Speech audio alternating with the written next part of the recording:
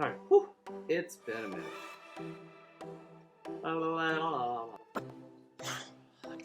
Alright, you don't want to know how many times it's taken me to record this video. It's taken a second. So, hey guys, Johnathan Her for Just My Tech. That may be changing. Anyways, Johnathan Her for Just My Tech. And in today's video, I'm going to be going over the Crane V2 versus the Crane 2 and telling you which one is still valid in 2019. So let's get it. What can I do? What can I do when your train is gone? I don't wanna go back, don't wanna go back. If you are not with me, hey, do you read me? Go back to where we came from. If my hands are empty, hey, do you read me? So like I said at the beginning of the video, we're going to be talking about the Crane V2 versus the Crane 2. And kind of giving my perspective on whether they're going to be great gimbals or good gimbals or even worthwhile gimbals in 2019 for the general consumer, the beginner YouTuber, or even aspiring videographers. So let's get into it. So first we're going to go over the Crane V2. Now of the two, this is the oldest one. This gimbal can be had for about 100 to 150 bucks currently, and it's a little long in the tooth. Still think it's a contender. We're gonna go over the pros and the cons, so let's get into it. So starting off with the pros, the Crane V2, a little context, it's not Zhiyun, it's Zhiyun.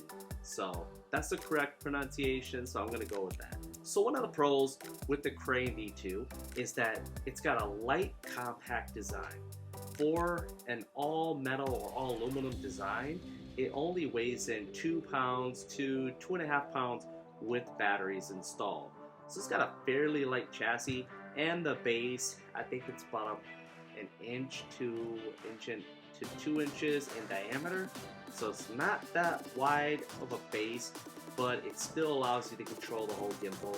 Also has controls on the gimbal itself in the hand. Or another pro for the Crane V2 is that it has wireless Bluetooth app compatibility. So the ZY Play app allows you to control the gimbal fully via the app.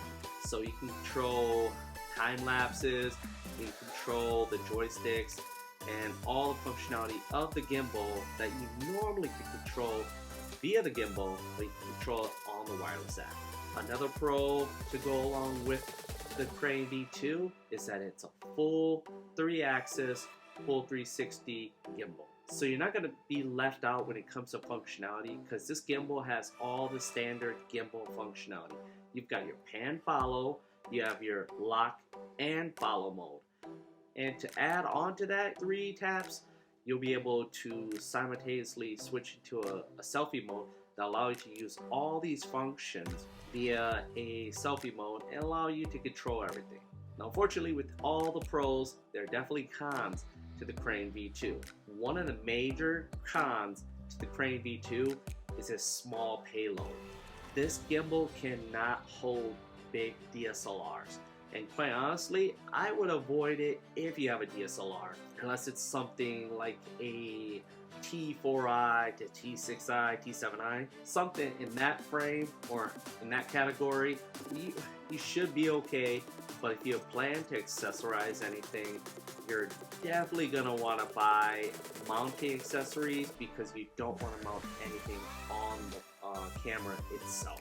Another con for the Crane V2, it does not work with Canon cameras. I specifically shoot with the Canon 77D, and even if you have the accessory wires, the Crane V2 will not work with Canon cameras.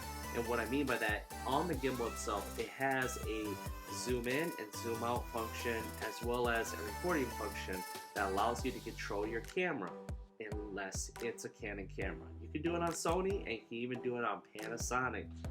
So if you've got a Canon camera, this is probably not the gimbal for you if that's something that you're looking for. So those are the cons for the Crane V2. So next up, we've got the Crane 2. I know it's kind of weird with the names V2 to 2, you would have thought they just went from Crane to Crane 2. I don't make up the names, I'm just commenting on how they name it. So with the Crane 2, you've got pros and cons, and let's get into the pros. So the pros for the Crane V2 is the OLED screen that's on the gimbal handle.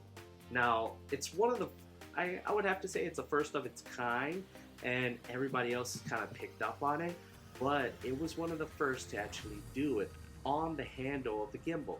This allows you all of the functions of the gimbal, and if you have a compatible camera, this will allow you to control your camera via the gimbal. Now, with one of the cons in the Crane V2, it only allows for a small payload. On the Crane 2, you don't have that issue. You can handle up to 7 pounds. Now, to put that in perspective, you can actually handle a camera like the 1D Mark II and possibly the 1D Mark III on the Crane 2. This crane is beefy enough to handle a big DSLR like the 1D Mark II and has the motors to handle it as well.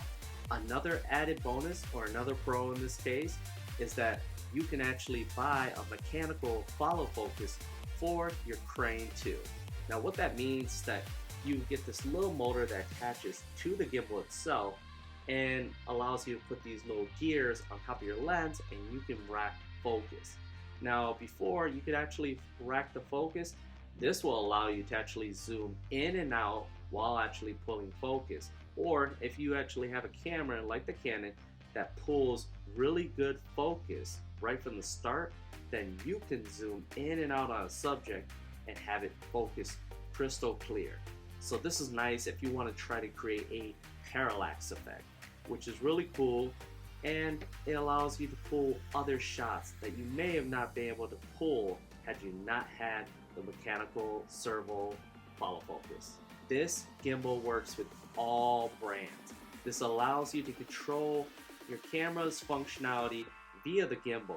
You can set your ISO, aperture, and exposure all via the gimbal, which is pretty nice, especially because the Crane V2 didn't allow Canon, but the Crane 2 finally picks it up. Last but not least on the pros with the Crane 2 is that you've got your standard pan, follow, locking, and follow mode, but you've also got 2 additional modes: POV, which is point of view, which allows you to shift the gimbal however you want and the gimbal will follow with you, and vortex mode, which will allow you to do this full 360 shot without actually moving the gimbal. You're just using the joystick to control it. So that's very nice. So that being said, unfortunately, with all pros, there are cons.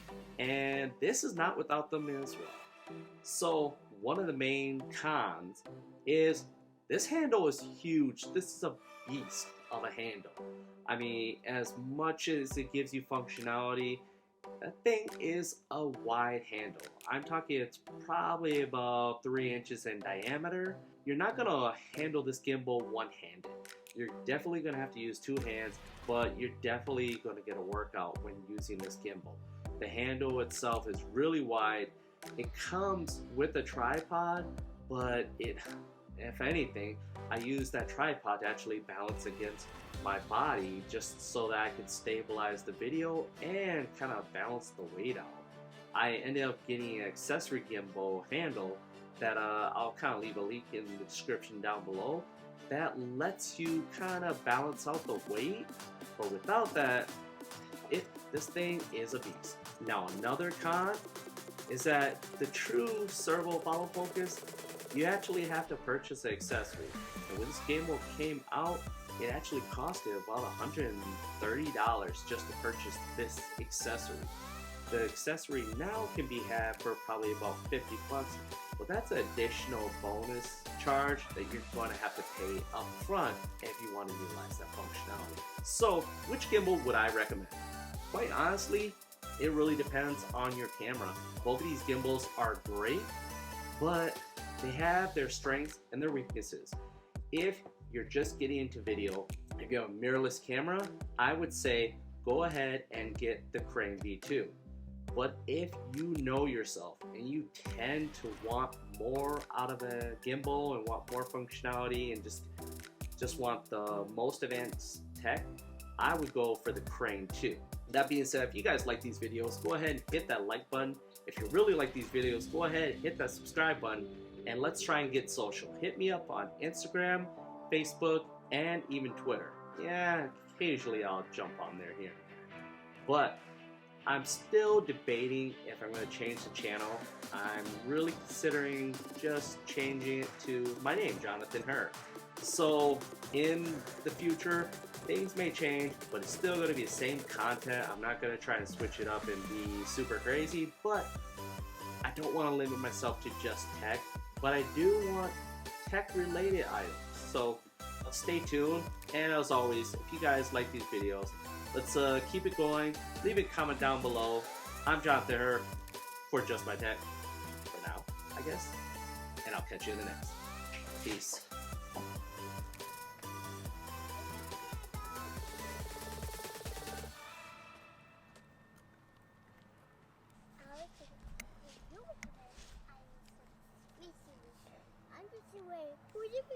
Okay, let's go.